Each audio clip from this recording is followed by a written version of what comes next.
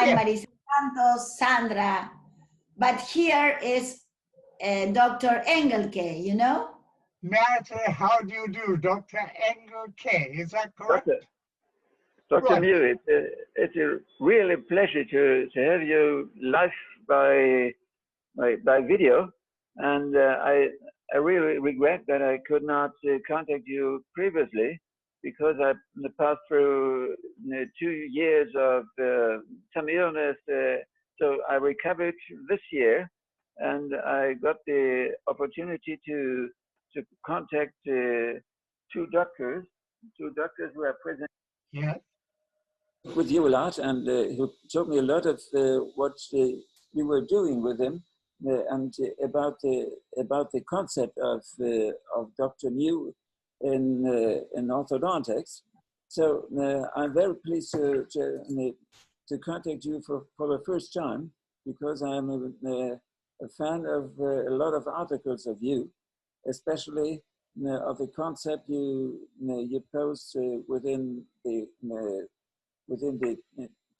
functional treatment, which I am also involved. So could I ask, what is your professional background? I'm very sorry. I've got not my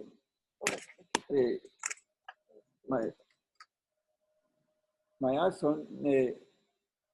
Apparently, I do not understand you well. Who is he? I mean, yes, what is he? Is he a dentist, a doctor, a surgeon? Yes, Everything. Okay. I just would like to explain what I'm doing. I have at least three professions. My first profession was ENT surgeon. Yes. On the second profession, Sorry. Yes. my second profession has been phonoaudiologist, which is quite different. And the third profession is surgeon, maxillofacial surgeon. So I come from a point of view which is interdisciplinary during all my life. And I found the contacts to orthodontics, especially to Michael Knössel. Michael Knössel, who contacted already sometimes who contacted you by email, and who worked especially in the field of orthodontics, functional orthodontics. So Michael Knössel and I have been always fans of your articles, which has shown us a different philosophy, quite a different philosophy of the system of ear, nose, and throat, which needs to be regarded to get contacts on the long run, to get results on the long run of correct function of the oral cavity, together with the correct position of the teeth. And this is a point of view which I would like to explain a little bit more to you from my personal view, which led to a concept of a functional model of the nose, of the pharynx, and on the teeth. My personal view is directed to the formation of valves, valves, valvulas, valves. So now I see the structure, the anatomic structure of the nose, of the pharynx, and of the mouth as a system of at least 7 different valves. So 7 different valves explain the functionality of the functionality of deglutition, and especially the rest position. So we divide inside the oral cavity the valve, the lingual valve, the second valve, which is the form between between the tongue and the palate, and the third valve, which is formed between the, the tongue and the velum palatinum. May I cut in, because I'm most interested in what you say about 7 valves. I always think of the tongue as being doing 3 valves. It will close the mouth, the nose, and the larynx are all opened and closed by the tongue. I'd never thought of 4 other valves, but yes, the lips are obviously a valve, and the glottis is also a valve. So I think that the model which the majority of orthodontists use is that the dental system is embedded into an external functional embedding, which is performed by the lips and the soft tissue, the peripheral soft tissues, and the tongue. This has some evidence, and this is also important to understand. My contribution is directed to regarding also the posterior seal of the mouth, which is formed between the tongue and the velum palatinum. So the functional model which we developed with my colleague in 2010 in an article together with my colleague Engelke. And this model was based on this on the concept of 7 different seals in the system of the nose, of the pharynx, and the mouth. And especially in the oral part, we observe that there is the formation of a seal between the tongue and the hard palate, and additionally a posterior seal between the tongue and the velum palatinum. So I agree. And the latter. Dr. John made you a question. Okay. Okay, John. I asked if the tongue is on the palate, is the pharyngeal airway always open? I think I might answer a little bit different. If the tongue is in contact with the palate, and if additionally the velum palatinum is in contact with the tongue, then there is a double closure inside the oral cavity, which makes it impossible to breathe through the mouth. So this double closure internally has the consequence that there is an exclusively nasal breathing. So yes, I asked the question because I think sleep apnea is due to the tongue dropping away from the palate. I think if the tongue is pushed on the palate, then the pharyngeal airway will always be open. Yes, yeah, I agree with this findings, and I think that the position of the tongue is not only due to the activity of the tongue muscles, but also by a physical factor. And the physical factor can be obtained by closure of the of 2 different valves.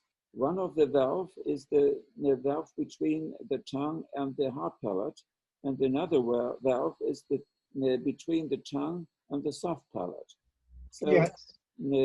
If we have a closure of those valves, then within this compartment, there can be observed a negative pressure. Within this compartment, and the negative pressure physically may assist to maintain a contact position of the tongue with the palate. Yes, I agree. So if we could get an agreement in this topic, in this point, then I think there could be applied some exercises to achieve this closure of the posterior and the anterior seal of the tongue with the palate. And this would add some importance to the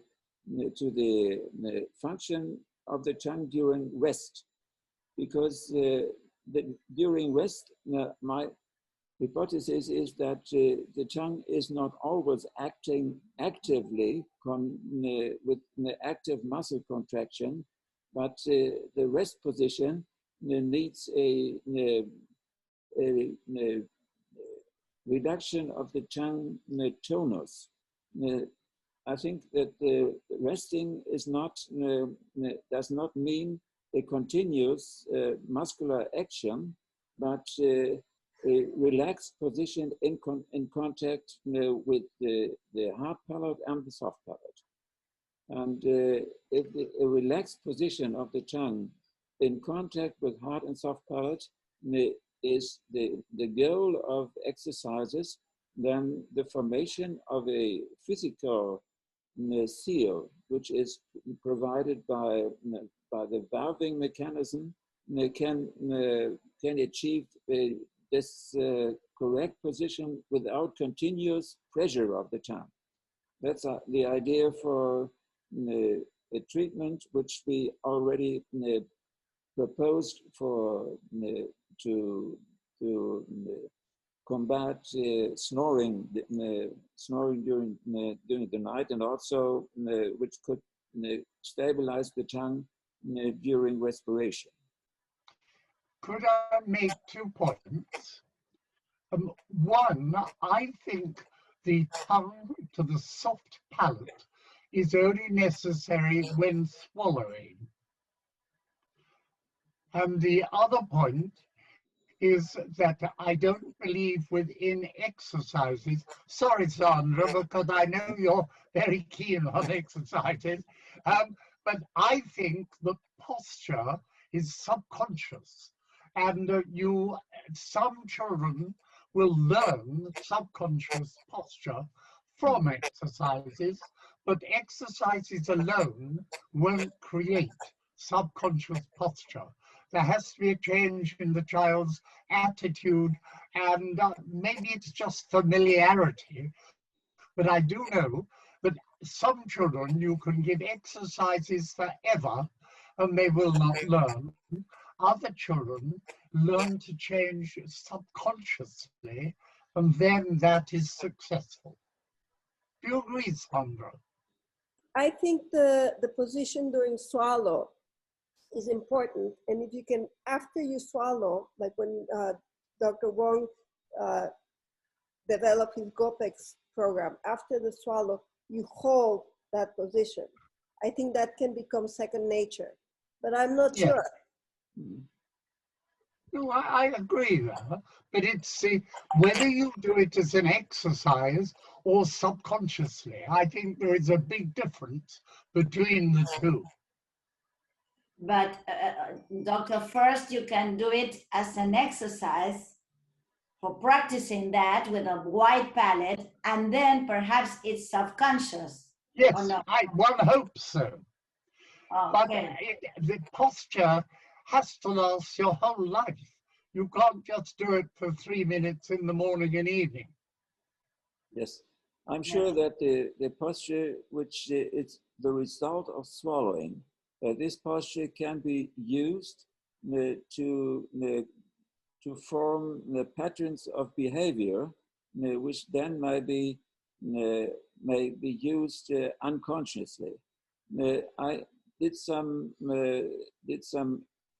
treatment of persons with snoring. See, a group of persons who snored to a very high degree, which could be measured by on a 10-point scale, and we recommended to these patients the use of a device which helps to form the rest position with negative intraoral pressure. So this exercise was done by these patients for at least 4 weeks just before getting asleep. And this exercise resulted in significant reduction of the time and the severity of snoring, so that this exercise apparently helps to reduce undesired velar open position. But recently we could show on electromagnetic resonance basis that at the end of the swallowing reflex, the velum palatinum and the tongue are placed into a position which is compatible with the formation of the intraoral compartment, which we observed with other methods before. So the swallowing may initiate a phase of rest without the tension of the tongue. And this is the exercise we recommend for a variety of purposes to obtain the tongue position in contact with the palate without increasing the active pressure of the tongue against the palate. Yes, I agree. The tongue seals in 2 ways. 1, against the hard palate, and 2, against the soft palate. But against the soft palate, I think only when swallowing. When you are at rest, I think your tongue will only contact the hard palate, I think. Yes. This is up to a certain degree an open question of the future, if we can use the swallowing reflex to maintain a closed position of the seal between the tongue and the velum palatinum. Why do you need a seal between the tongue and the soft palate? The seal between the tongue and the soft palate leads to the formation of a compartment, of a closed compartment. And with an open soft palate, a compartment cannot be closed. Then we only have a contact between the tongue and the hard palate, but not a closed compartment. And you don't think that the tongue on the hard palate will seal the mouth? The tongue and the hard palate, to maintain a seal, to maintain the position, always will need a muscle activity of the tongue against the palate. At least basic muscle tension.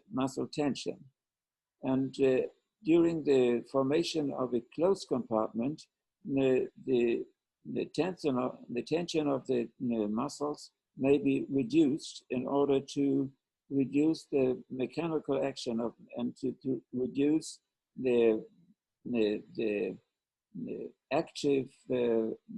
activation of muscles during rest. No, I understand. I think we disagree slightly.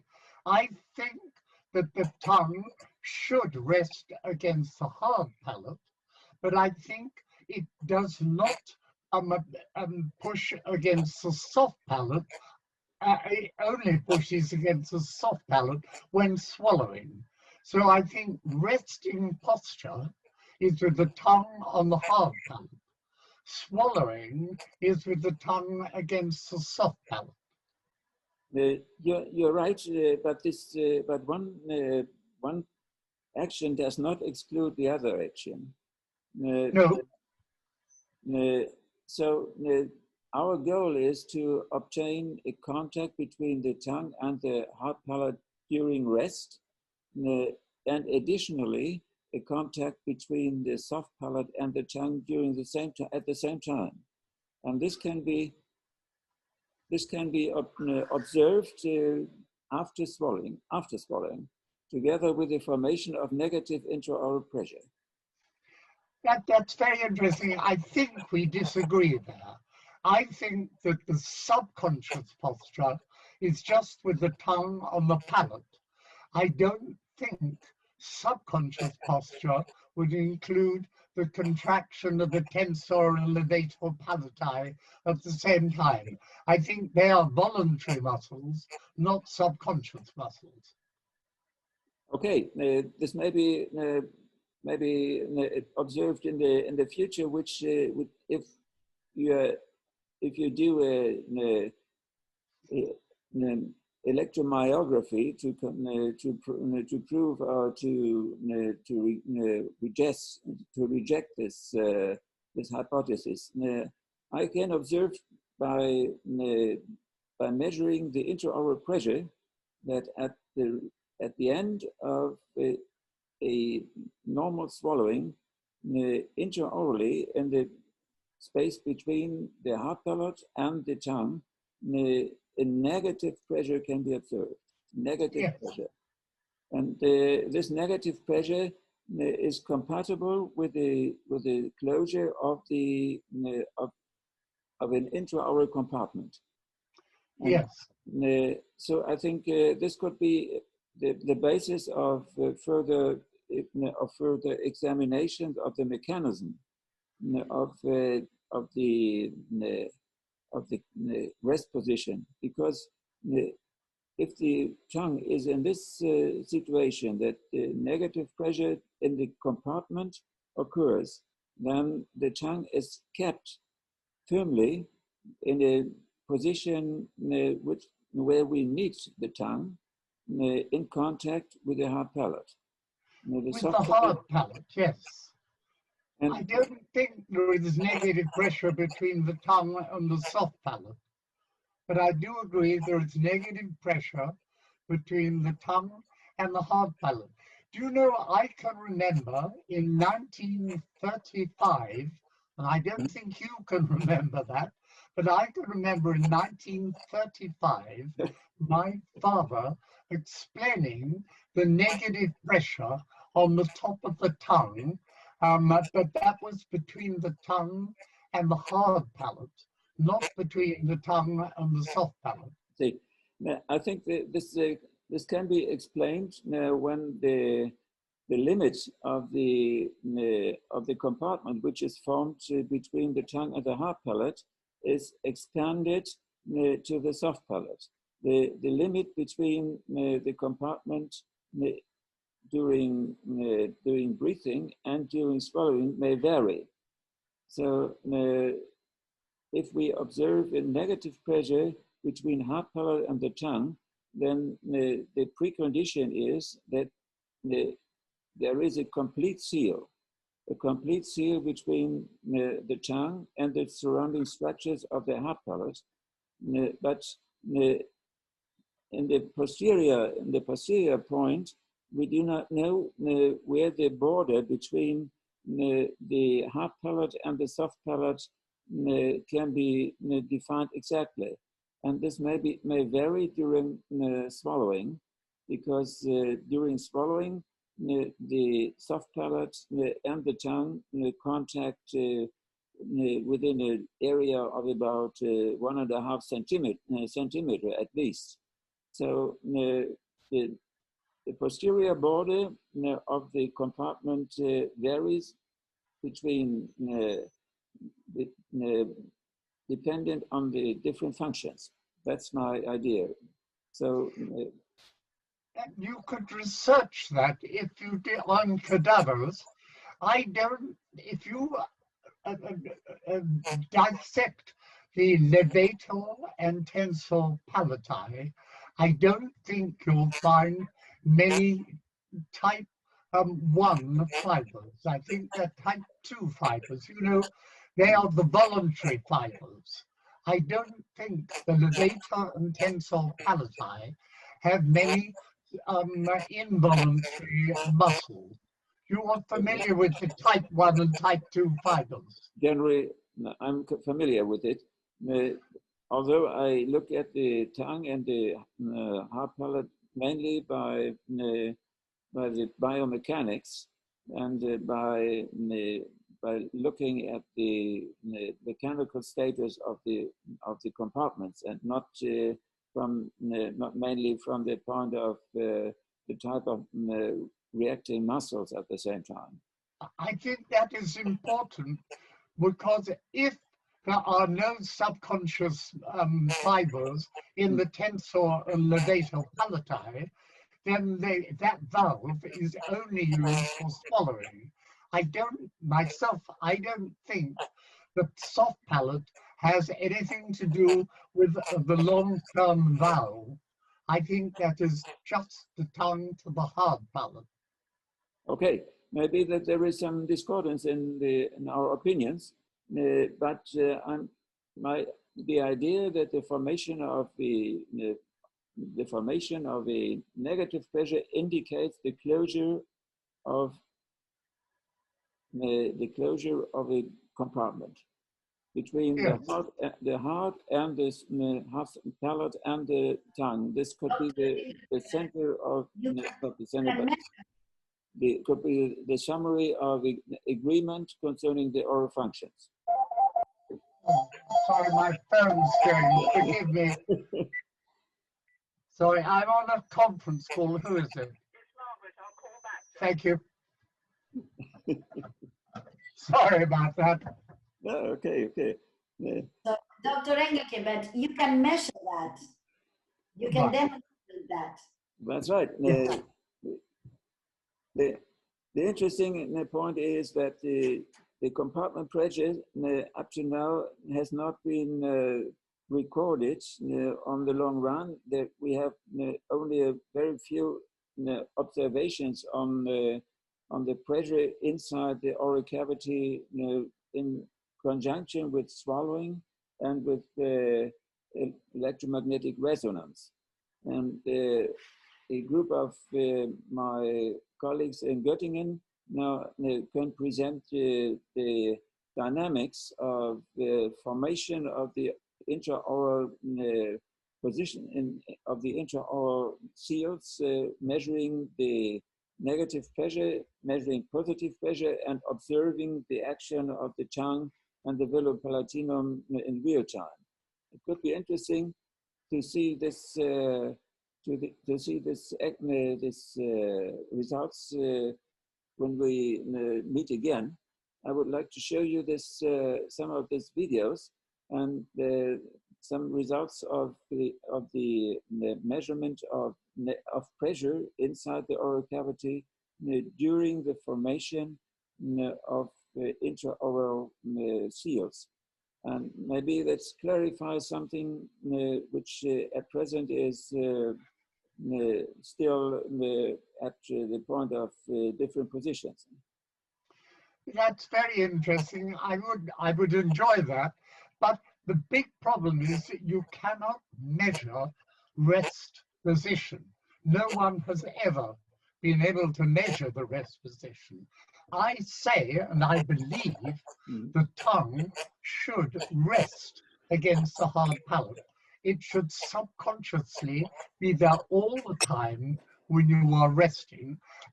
There may be a slight negative pressure, I'm not sure, but that makes no real difference to the posture of the tongue, which should be on the palate.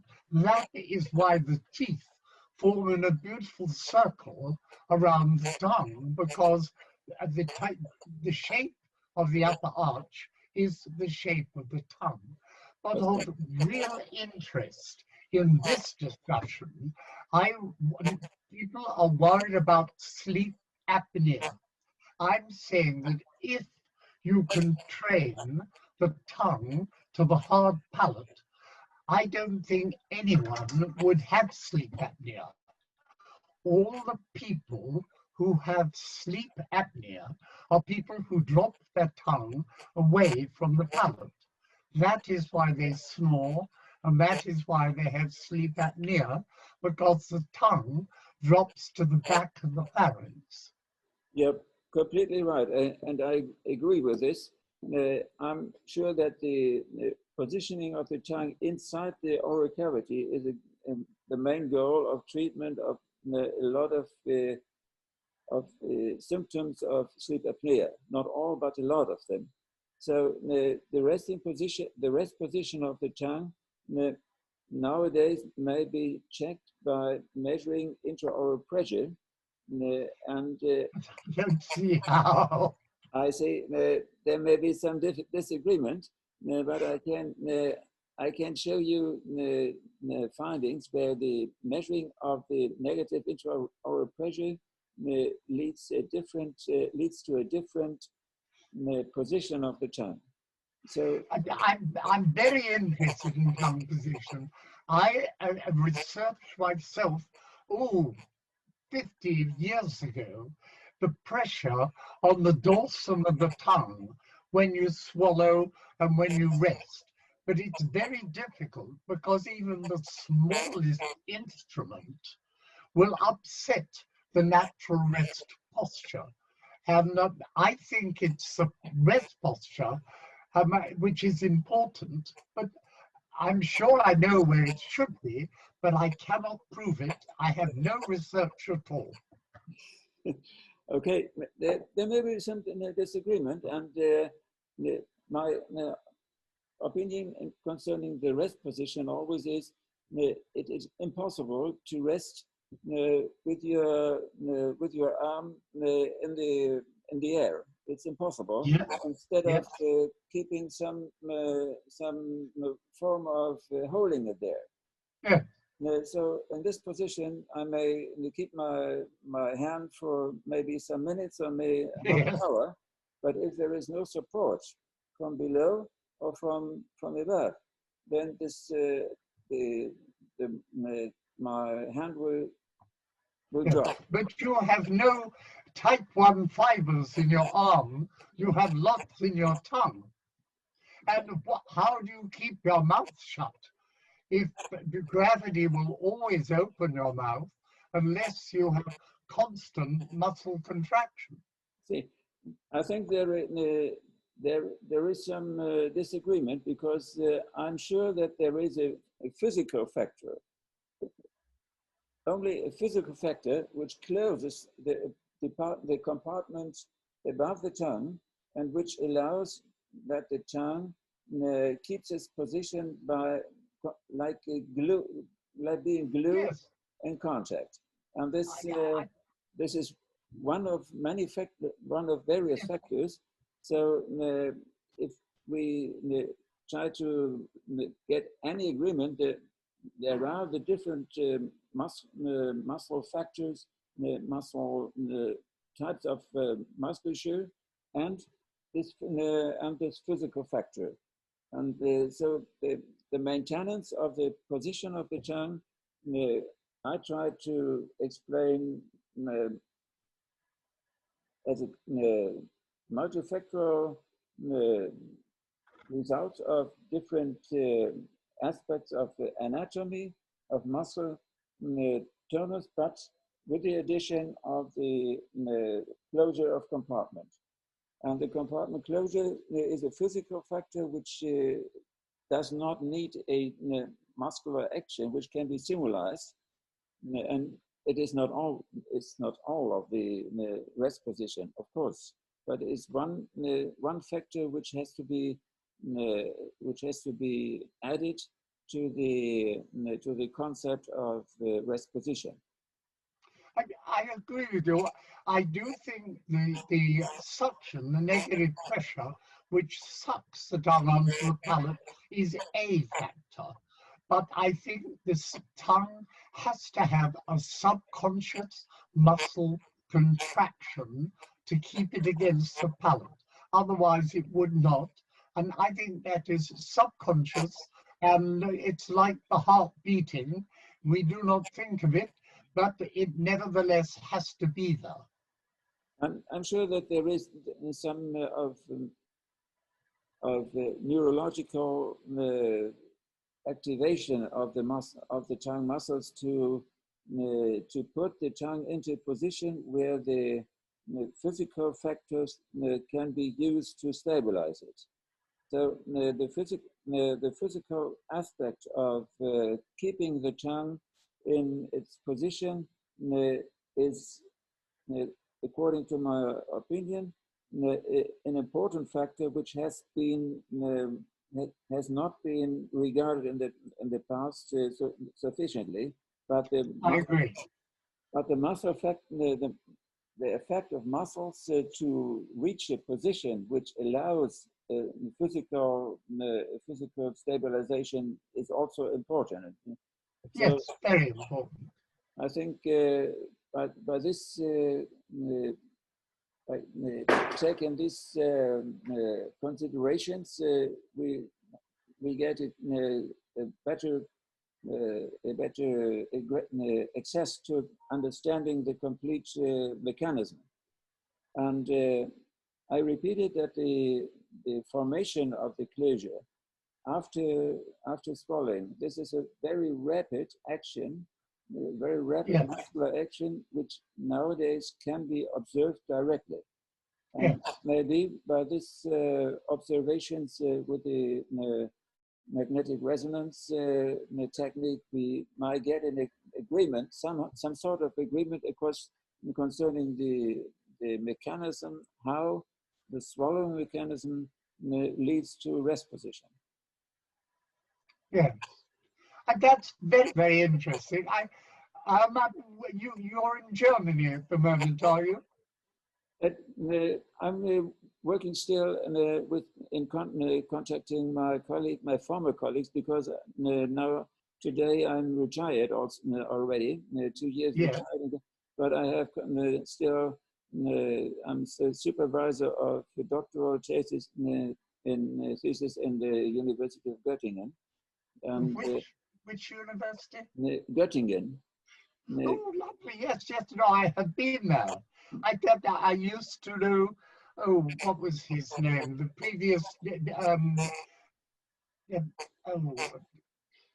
Trying to remember. Very, very nice chap. He was actually Dutch. Yeah. What was his name? Anyway, I know. I love the university. It's beautiful there. Yeah. Are you there at the moment, Sandra? No, we are in Spain right now. I invited Dr. Engelke. Right. Yes. Okay, it doesn't matter. But Göttingen, I can remember, it is a beautiful university. Yeah. Have you ability to do anatomical research? Yes, I did some anatomical research with my. Why don't you do some research on the tensor palati and tensor levator and see which type of muscle fibers predominate? I see. You see, my research, anatomical research, has been done majorly with the help of in vivo anatomy studies with endoscopes.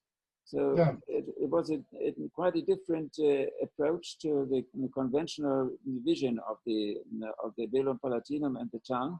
So my aspect is mainly directed to the functional morphology of this system, and especially of the velopharyngeal function during swallowing and during speech.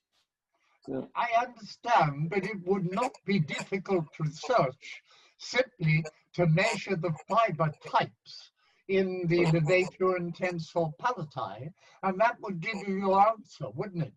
Then you would find out it is either a voluntary muscle which only works during swallowing, or if it is also involved with posture.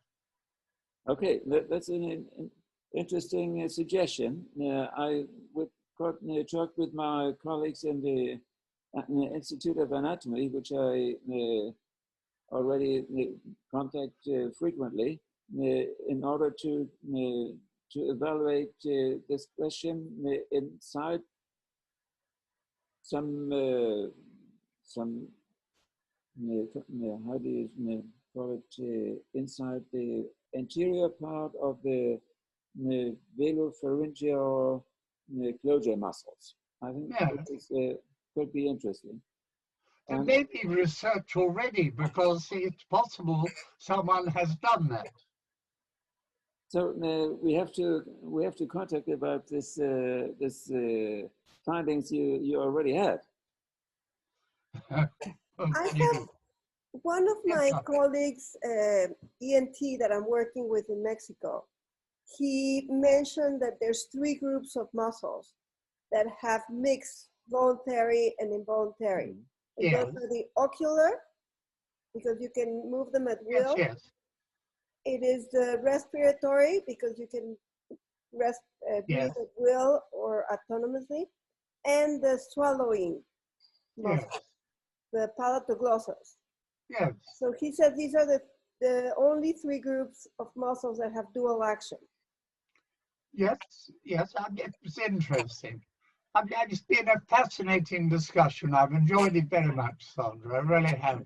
And Melissa too. I can't see you at the moment. Should enjoy that. We could meet again sometime, perhaps, when you have had a chance to do some research on the levator and tensor palatine. That's right. I think you won't find many involuntary fibers, though. I think they'll just be voluntary, or the big majority.